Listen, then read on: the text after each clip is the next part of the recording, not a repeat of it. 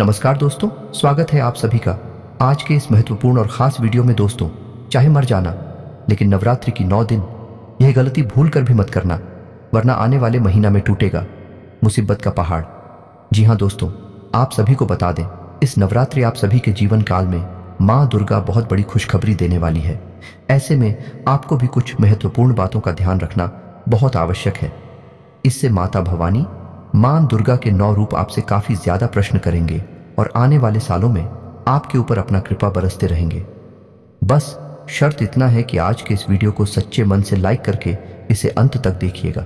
Video शुरू करने से पहले हम आप सभी से एक महत्वपूर्ण बात करना चाहते हैं कि हम आप सभी के लिए अच्छे से जानकारी के लिए दिन रात मेहनत करते हैं। बहुत छानबीन करने के बाद आप सभी के लिए हम बहुत अच्छे जानकारियां लेकर आते हैं, जो कि आप सभी के जीवन के लिए बहुत ही ज़रूरी होता है। और दोस्तों, इन सभी के लिए हम आपसे कुछ नहीं चाहते हैं, बस हम इतना चाहते कि आप हमारे चैनल को सब्सक्राइब कर लें और हमारे चैनल से जुड़ जाएं, जिनमें आपको 1 रुपया भी नहीं लगेगा। बस इतना हमारा आप सभी से हाथ छोड़कर प्रार्थना है, निवेदन है। तो हमारा भावना को ज़रूर समझिएगा और हमारे चैनल को सब्सक्राइब कीजिएगा। दोस्तों, नवरात्रि में घर से निकाल दो इन चीज़ों को, अन्यथा माँ दुर्गा आपसे होंगे भयंकर क्रोधित। साथ ही साथ माता लक्ष्मी भी आपसे हो जाएंगे क्रोधित। तो इन चीजों को तो आपको अपने घर से हटाना ही है। साथ ही साथ आज के इस वीडियो में हम आपको एक ऐसी गुप्त महाविद्या ने जा रहे हैं जिससे आप स्वयं ही अपना रक्षा कवच तैयार कर पाएंगे। और यदि आपके ऊपर कोई किसी भी प्रकार की तांत्रिक क्रिया, काली क्रिया या फिर आपको नजर लगाने की कोशिश करेगा, तो ऐसी स्थिति में वह आपका कुछ भी बिगाड़ नहीं पाएगा, उल्टा स्वयं ही परेशान हो जाएगा।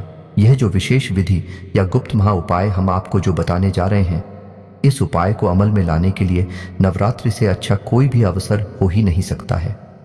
आपको नवरात्रि के 9 दिनों का पूरा उपयोग करना है और इस विधि से स्वयं अपने लिए ताबीज तैयार कर लेना है। और मां दुर्गा की असीम कृपा प्राप्त करने के लिए कुछ विशेष गुप्त पूजा होती है, उपाय होती हैं, जिन्हें भी आपको कर लेना है। तब आपके आसपास एक ऐसा रक्षा कवच तैयार हो जाएगा कि आपका कोई बाल भी बांका नहीं कर पाएगा। वीडियो बहुत ही खास है और इस वीडियो में आपके जीवन से जुड़ी हर एक समस्या का समाधान है। तो हमारे कहने से इस वीडियो को आप पूरा अवश्य देखें। वीडियो को बिल्कुल भी मिस ना करें, क्योंकि इस तरह के वीडियोस जीवन को बदलने की क्षमता रखते हैं दोस्तों, और बहुत ही मेहनत से तैयार किए जाते हैं। यदि आप इस वीडियो को पूरा देख लेंगे तो निश्चित तौर पर आपके जीवन में बहुत बड़ा बदलाव आ जाएगा। इस बात की हम गारंटी देते हैं। और यदि आपके जीवन में बदलाव आएगा तो हमें बहुत अच्छा लगेगा। माँ भद्रकाली के लिए हमारी भक्ति पूर्ण हो जाएगी और हम मान लेंगे कि माता की कृपा हमारे ऊपर बरसती रहेगी। तो वीडियो में जो भी बातें हम आपको बताने जा रहे हैं, उन बातों को ध्यान से समझना है। कुछ बातें ऐसी होंगी जिन्हें आप बाद में भूल सकते हैं, तो उन बातों को आप नोट कर लें। कॉपी पेंसिल लेकर बैठे और एकांत में ठंडे दिमाग से पूरे वीडियो को देखें।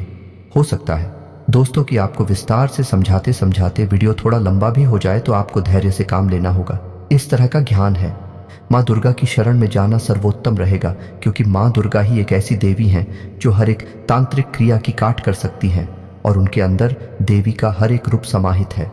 तो वही विशेष उपाय जो हम आपको बताएं, जो आपकी रक्षा करेगा, आजीवन करेगा, वह बताएं। उससे पहले हम आपको यह बता दें कि आपके घर में कुछ ऐसी चीजें हैं जिन्हें आपको नवरात्रि शुरू होने से पहले अपने घर से निकाल फेंकना होगा। जी हाँ दोस्तों, है यदि आप यह वीडियो नवरात्रि प्रारंभ होने के बाद भी देख रहे हैं, तब भी आप सतर्क हो जाएं और उन चीज़ों को अपने घर से निकाल कर बाहर कर दें। अन्यथा होगा यह कि आपके घर में जो नकारात्मक ऊर्जा उत्पन्न हो रही है, वह नकारात्मक ऊर्जा आपके जीवन में सकारात्मक चीज़ों को आकर्षित होने नहीं देगी।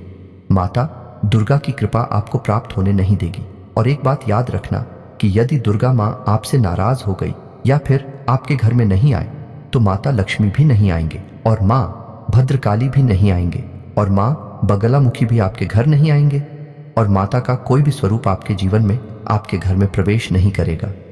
जी हाँ दोस्तों, क्योंकि दुर्गा माँ के अंदर तू हर एक महाशक्ति समाहित है। माता का हर एक रूप उन्हीं के अंदर समाहित है। तो अब ध्यान से सुनिए कि आपको करना क्या है। सबसे पहले आपके घर में साफ सफाई का माहौल, विशेष तौर से आपके घर के दरवाजे पर आपको अपना घर तो साफ सुथरा रखना ही है। यानी कि जिन कोनों में अब तक सफाई नहीं हुई है, उनको भी आपको साफ सुथरा कर देना है। मकड़ी के जाले भूलकर भी कहीं लगे ना हो, यदि आपके घर में कोई स्टोरेज रूम है या नहीं, जहां आप अपने घर का कबाड़ वगैरह जमा करते हैं, तो आप उस रूम की भी सफाई करें। उस सवाल को किसी न किसी को बीच रास्ते हैं या फिर कहीं व्यवस्थित रख दें। घर की सफाई बहुत ही अनिवार्य है। घर की सफाई का मतलब होगा घर की शुद्धता, घर की सकारात्मकता को बढ़ा देना। और यदि आप ऐसा कर पाते हैं तो समझो कि माता तुरंत आपके घर में प्रवेश कर जाएंगे और पूरे 9 दिनों तक आपके घर में अलग अलग रूपों में वास करेंगी। तो अब पहला काम तो आपको यही करना है कि आपने सफाई कर लिया अपने घर की, और आपको अपने घर के दरवाजे की भी विशेष तौर से साफ सफाई का ख्याल रखना है। सुबह शाम झाड़ू वगैरह लगाना है, जल का सीजन करना है, और घर की दहलीज के बीचों बीच एक चौक बनाना है और गाय के घी का एक दीपक सुबह शाम निश्चित तौर पर आपको जलाना ही है। यह एक दैवीय प्रक्रिया है।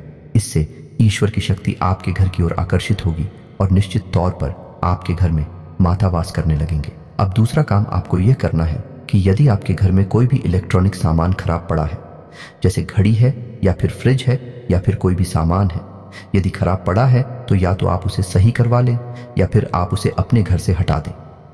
ये दोस्तों के साथ ही यदि कोई पुराना कैलेंडर है, फटा हुआ कैलेंडर है, कोई पुरानी फटी हुई किताब है और पुराने फटे हुए जूते, चप्पल और कपड़े आदि हैं, तो आपको इन चीज़ों को चुन चुन कर ढूंढ कर घर से बाहर निकाल देना है। ये दोस्त याद रखना कि आपको अपने पुराने जूते, चप्पल या पुराने फटे हुए कपड़े किसी को भी प्रयोग करने के लिए देना नहीं है। इन्हें आपको फेंकना है। इसी को यदि आप दे देंगे तो आपको इसका दुष्परिणाम भुगतना पड़ेगा। जी हाँ दोस्तों, हमने अक्सर ये देखा है कि जिन कपड़ों को लोग स्वयं पहनते नहीं हैं, उन्हें किसी को दान दे देते हैं और कहते हैं कि हमने दान कर दिया। ये दोस्तों कोई दान नहीं है। आपने अपनी उतरण किसी को दे दी है जिसे आप स्वयं भी प्रयोग नहीं करते थे। यदि आपको देना ही है, दान स्वरूप स्वयं के कपड़े देने ही हैं, जिससे कि शनिदेव आपको परेशान ना करें, अपनी कुदृष्टि आपके ऊपर ना डालें, तो आप अपनी पहने हुए ऐसे कपड़े, जूते, चप्पल दीजिए जिन्हें आप अभी इस्तेमाल करते हैं प्रयोग में, जो आपके लिए उपयोगी है। आपने जिन्हें त्याग दिया है या जो फट गए हैं, उन्हें देने से तो दुष्परिणाम ही प्राप्त होते हैं। उम्मीद है आप यह समझ गए होंगे कि क्या किसको देना है, कैसे देना है और क्या किसको नहीं देना है। अब तीसरी चीज कि आपको क्या अपने घर से निकालना है। ध्यान से सुनिए, आपके घर में यदि कोई ऐसी भगवान की फोटो या मूर्ति है जो खंडित हो चुकी है, ये दोस्तों कई बार ऐसा होता है कि लोग भगवान की मूर्तियां, खास तौर से गणेश जी की मूर्ति, भगवान श्री कृष्ण की, राधा जी की मूर्ति सजावटी सामान के तौर पर ले लेते हैं और उन्हें अपने घर के किसी अलमारी में यह कौन है मैं रख देते हैं। कुछ समय बाद वह मूर्ति खंडित हो जाती है, थोड़ी बहुत टूट फूट हो जाती है, लोग उसे भी अपने घर में रखे रहते हैं। दोस्तों, ऐसी मूर्तियां भयंकर नकारात्मकता को आकर्षित करती है। फिर आप बोलेंगे कि हमारे जीवन में अचानक से सब कुछ खराब क्यों होने लगा, बुरा क्यों होने लगा? क्योंकि पता नहीं कौन सी नकारात्मक शक्ति आपके घर में आकर्षित हो गई, क्योंकि गलती स्वयं आपने। दुखी है तो आपको ध्यान देना है कि यदि कोई मूर्ति जो थोड़ी बहुत भी खंडित हो चुकी है, आप उसे ढूंढिए। साथ ही साथ यदि कोई भगवान की फोटो है, फोटो के साथ भी दोस्तों लोग अक्सर यही करते हैं कि दीवारों पर लगाकर छोड़ देते हैं, भूल जाते हैं, फिर वह फोटो थोड़ी बहुत कट जाती है और उसे वहीं लगा रहने देते हैं। तो भगवान की कोई भी मूर्ति या फोटो कोई सजावटी सामान नहीं है। आपको यही याद रखना होगा, इन्हें हम अपने घर को सजाने के लिए प्रयोग नहीं कर सकते। यह आस्था का विषय है, विश्वास का विषय है। दूसरा है कि आपने यदि कोई फोटो या मूर्ति लिए भी ली तो आपको उसका सम्मान तो करना ही होगा, उसकी साफ सफाई का ख्याल रखना होगा, उसका थोड़ा बहुत पूजा पाठ तो करना ही पड़ेगा, और यदि वह खंडित हो जाती है तो उसे विसर्जन भी करना पड़ेगा। यदि आप ऐसा नहीं कर रहे तो दुष्परिणाम तो आपको फिर भुगतनी पड़ेगी। इसी के साथ साथ यदि आपके घर की किचन में, ये दोस्तों ध्यान से सुनना है क्योंकि यहाँ पर लोग अक्सर गलती कर जाते हैं कि आपके घर की किचन में को अचार वगैरह रखा है जो खराब हो चुका है, या फिर कुछ बर्तन ऐसे हैं जो थोड़ी बहुत दूर हो चुके हैं, लोग उनको लगातार प्रयोग करते रहते हैं। यदि ऐसा कोई सामान जो खराब हो गया है, टूट फूट चुका है और आपके घर की किचन में मौजूद है, तो आप उस सामान को भी अपने घर से निकालकर बाहर कर दीजिए। लोग इस बात को समझती नहीं है। टूटे फूटे बर्तनों को ही, जैसे थोड़ा बहुत कुछ, कोई बर्तन थोड़ा बहुत पिचक गया या टूट फूट गया तो उस बर्तन को भी प्रयोग करते रहते हैं, लेकिन इसका बड़ा ही अनिष्टकारी परिणाम होता है। दोस्तों, क्योंकि माता लक्ष्मी की बड़ी बहन दरिद्रता इन चीज़ों की ओर आकर्षित होती है, और जहाँ दरिद्रता का प्रवेश हो गया उस घर में माता लक्ष्मी तुरंत बाहर चली जाती है और कभी भी वापस मुड़कर नहीं आती हैं। इस बात का आपको ध्यान रखना होगा। अब आप चाहे माने या ना माने का प्रभाव आपके ऊपर लगातार बना रहता है, और यदि आप अनजान बनने की कोशिश करते हैं और कहते हैं कि हम इन सब बातों को नहीं मानते हैं, तो फिर लगातार पीड़ा है, मिलती तो रहती हैं लेकिन उनके समाधान आपको नहीं मिलते हैं। फिर आप कहते हैं कि जीवन तो नर्क के समान हो गया है। तो दोस्तों, इससे बेहतर यह है कि आप आध्यात्मिकता, कुमारी देवी देवताओं की शक्तियों को माने, धर्म को मानने और छोटे छोटे उपाय करते रहे, और हम गारंटी देते हैं कि हजारों लोगों का जीवन है इन छोटे छोटे उपायों को करने से बदला है। तो आपका क्यों नहीं बदलेगा? निश्चित तौर पर बदलेगा दोस्तों। तो आप पूरे विश्वास के साथ रख इन कार्यों को करिए। अब बदलाव को महसूस करिए। अब किचन का हमने इसलिए कहा क्योंकि हमारे घर का जो रसोई घर होता है उसे हमारे घर की ऊर्जा का केंद्र कहा जाता है। वहीं से घर की ऊर्जा उत्पन्न होती है, वह सकारात्मक व नकारात्मक होगी। यह निर्भर करता है कि आपके घर की रसोई की व्यवस्था कैसी है। एक बड़ा विषय है, हम इस विषय पर कभी बाद में बात करेंगे, लेकिन मूल रूप से आप ये समझ लें कि हमारे घर की रसोई घर में माता अन्नपूर्णा का वास माना जाता है, धनवंतरी देवता का वास माना जाता है, और धनवंतरी जो है वह स्वास्थ्य के देवता है, धन के देवता है। माता अन्नपूर्णा हमारे अन्न की यानी कि हमारे घर की ऊर्जा की देवी है। तो ऐसे में आपने अक्सर यह सुना होगा कि खुले बाल रखकर महिलाओं को घर की रसोई में नहीं जाना चाहिए, बिना नहाए धोए करके रसोई में नहीं जाना चाहिए, क्योंकि वह बहुत ही पवित्र स्थान है और उसी स्थान की पवित्रता कभी भांग होनी नहीं चाहिए। अब यदि आपके घर में कोई ऐसा स्थान है जहां लगातार अंधेरा रहता है, जो दोस्तों हर घर में कहीं ना कहीं ऐसा एक कोना अवश्य होता है जहां लगातार अंधेरा रहता है, लोग वहां पर बल्ब हो गया लगाती नहीं है, और यदि लगा दिया और वह खराब हो गया तो फिर उसे बदलती नहीं है। यदि आपके घर में भी ऐसा कोई कोना है तो आप उसको नेको भी जागृत करिए, वहां प्रकाश की व्यवस्था अच्छी तरह से कीजिए, वहां कोई बल्ब लगा दीजिए, क्योंकि घर में नकारात्मक ऊर्जा किस रास्ते से प्रवेश करेगी ये कोई नहीं जानता है, लेकिन कितना नुकसान करेगी जीवन में कितने वर्दी की, इसकी अनुभूति तो आपको भी बहुत अच्छी तरह से है और भी बहुत लोगों को अच्छी तरह से है। अब कुछ छोटी छोटी बातें हैं जिनको भी आपको ध्यान देना है। किसी भी महिला का भूल कर भी अपमान नहीं करना है पूरे 9 दिनों तक। कारण इसका यह है कि महिलाओं को मातृशक्ति का प्रतीक माना गया है, इसलिए मातृशक्ति का अपमान यानी कि माता का अपमान हुआ। अब ऐसे में कई बार ऐसी परिस्थितियां बनेंगी आपके सामने कि जिसमें जानबूझकर स्वयं मातृशक्ति आपसे उलझने की कोशिश करेगी, आपसे बात करने की कोशिश करेगी। तो ऐसे में 2 ही रास्ते हैं, या तो वहां से स्थान बदल दो, दूसरे स्थान पर चले जाओ, या फिर चुप हो जाओ। दोनों ही परिस्थितियां आपके लिए अच्छी हैं यदि आप इन बातों को मानते हैं, और यदि आप पेश करेंगे और बाद में यदि मातृशक्ति को बुरा लगा तो फिर माता को भी बुरा लगेगा। आप माने या ना माने, लेकिन यह बात 100% सत्य है। हमारे हिंदू धर्म में कहा जाता है यत्र नार्यस्तु पूज्यन्ते रमन्ते, देवतागण की मातृशक्ति का जहां सम्मान है वहां देवताओं का वास हो ही जाता है। जी हाँ दोस्तों, अब 2 कार्य जो आप और कर सकते हैं, इससे देवी की विशेष कृपा आपको प्राप्त होगी। पहला यह कि यदि संभव हो सके तो 9 दिनों तक अपने पूजा घर में दुर्गे मां के नाम से एक अखंड ज्योति अवश्य जलाएं। थोड़ा कठिन अवश्य है लेकिन नामुमकिन नहीं है दोस्तों, इसका बहुत विशेष फल आपको प्राप्त होगा। दूसरा यह है कि जो खाना आपके घर में बनता है उसमें लहसुन और प्याज का प्रयोग वह पूर्ण रूप से परिचित कर दें। 9 दिनों तक लहसुन प्याज का प्रयोग बिल्कुल भी ना करें, और खाना जितना हो सके उतना सादा और कम मसालेदार बनाने की कोशिश करें। यह दोस्तों, इससे घर में तामसिक प्रवृत्ति नहीं बढ़ती है और सात्विकता का प्रवेश होता है। अब यह मानकर चलिए कि कोई मेहमान, विशेष मेहमान आपके घर में आया है, तो आपको अपने मेहमान के स्वभाव के अनुसार ही अपने घर की रसोई तैयार करनी है, घर का वातावरण रखना है। जब महिलाएं भोजन तैयार कर चुके तो सुबह और शाम दोनों वक्त जब भी भोजन तैयार होता है तो पहली थाली माता के नाम से लगानी चाहिए और पूजा घर में रखनी चाहिए। माता को यह भोजन अर्पित करना चाहिए। ये दोस्तों, इससे माता बहुत प्रसन्न होती है। अब कोई फर्क नहीं पड़ता कि आपके घर में कैसा भोजन बनता है, भोजन सात्विक होना चाहिए और हल्का होना चाहिए। अब रोटी, सब्जी या फिर चला दिया, अचार कुछ भी हो सकता है, आप सब कुछ माता को समर्पित कर सकती है। याद रखें कि थाली में थोड़ा मीठा रखना बिल्कुल भी ना भूलें, क्योंकि मीठा माता लक्ष्मी को बहुत अधिक प्रिय है।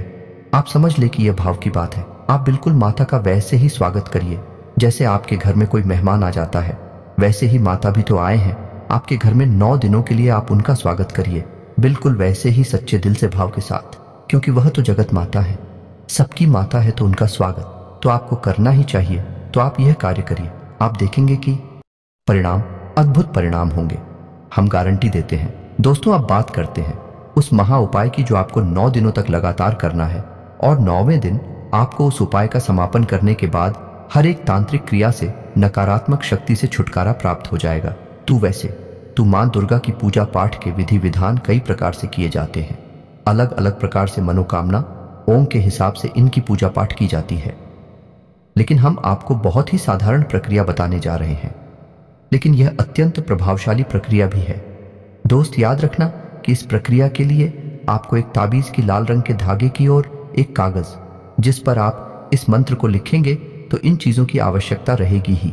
और यदि आपके पूजा घर में तुलसी माँ की कोई फोटो या मूर्ति है तो अच्छी बात है, और यदि नहीं है तो आप बाजार से जाकर खरीद लाए। याद रखेगी, यदि आप कोई मूर्ति खरीद रहे हैं तो वह मूर्ति खोखली नहीं होनी। यदि आपने पत्थर की मूर्ति खरीदी है या धातु की मूर्ति खरीदी है, और यदि वह खोखली है तो उस मूर्ति में आप मिट्टी भी भर सकते हैं, उसे ठोस बना सकते हैं। दूसरा यह है कि कोई अन्य प्रकार की मूर्ति ना खरीदें, जैसे कि प्लास्टिक की मूर्ति ना खरीदें या फिर किसी अन्य मटेरियल से बनी हुई मूर्ति ना खरीदें। धातु की या फिर पत्थर की या फिर मिट्टी की मूर्ति का ही प्रयोग करें। इस पूजा विधि में आपको नवरात्रि के अंत में यानी 9 दिनों के बाद ताबीज भरने का अवसर प्राप्त होगा। तो वह ताबीज तो आपने लिया है, इस पूजा में उसी ताबीज का प्रयोग करेंगे। माता की फोटो के पास या मूर्ति के पास आप उस ताबीज को और उस धागे को जिसमें आप उस ताबीज को बांध देंगे, उस धागे को साथ ही साथ इस मंत्र को कागज पर 9 बार लिखे मंत्र कुछ इस प्रकार है। आपके मोबाइल की स्क्रीन पर भी दिखाई देगा। इसे नवार्ण मंत्र कहा जाता है और इस मंत्र में माता की संपूर्ण शक्तियां समाहित हैं। हर एक रूप की शक्ति समाहित है। तो ध्यान से सुनिए, मंत्र कुछ इस प्रकार है। ओम एम हीम क्लीम चामुंडाय विच्छे। दोस्तों, फिर से सुने, ओम एम हीम क्लीम चामुंडाय विच्छे मंत्र को आपको उस कागज पर 9 बार लिखना है।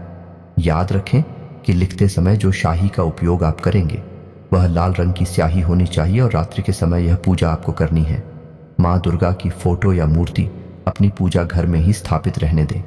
माता खोल लाल रंग का प्रसाद, लाल रंग के पुष्प और लाल रंग के वस्त्र ही अर्पित करें।